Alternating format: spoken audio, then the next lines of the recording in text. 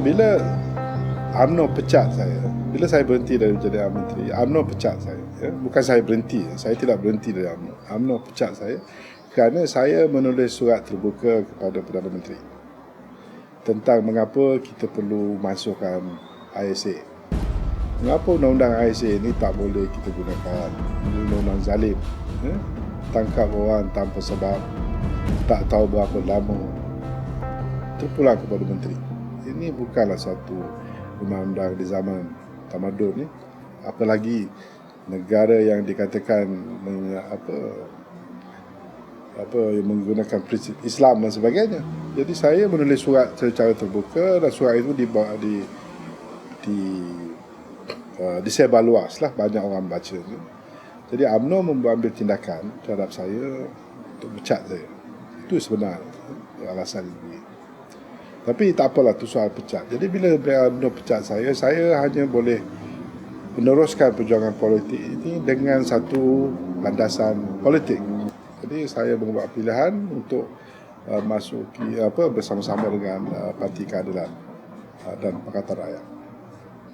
Saya sebagai menteri, sebagai orang yang mempertahankan keluhuran undang-undang, orang yang yakin bahawa negara kita diasaskan pada negara yang berteraskan undang-undang dan demokrasi, maka saya rasa saya tak boleh lagi terus jadi menteri dalam sebuah kerajaan yang berpura-pura. Tak boleh.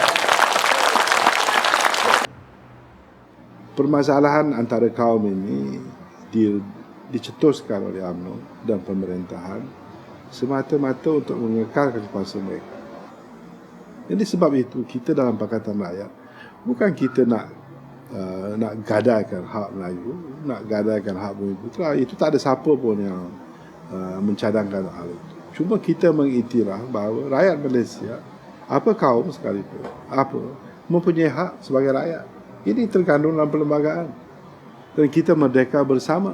Kita memperjuangkan negara ini bersama. Kita memperkayakan negara ini bersama. Bukan mengambil pendekatan perkauman. Saya ada tulis buku Saya Pun Melayu. Buku saya ini sebenarnya nak jawab UMNO, tuduhan-tuduhan UMNO tu lah. Dia kata Zaid ni bukan Melayu. Saya bukan Melayu. Yang ramai dalam kabinet yang pemimpin dia tu dari mana pun kita tak tahu yang mengaku Melayu. Saya kata saya Melayu yang betul lah. Kita dari Kelantan mestilah Melayu betul. Dia kata saya tidak Melayu, tak cukup Melayu. Dia kata sebab nak memperjuangkan ISA, nak bebaskan, masukkan ISA. Kerana ISA ini dia kata kuasa Melayu. Mengapa nak kikis kuasa Melayu?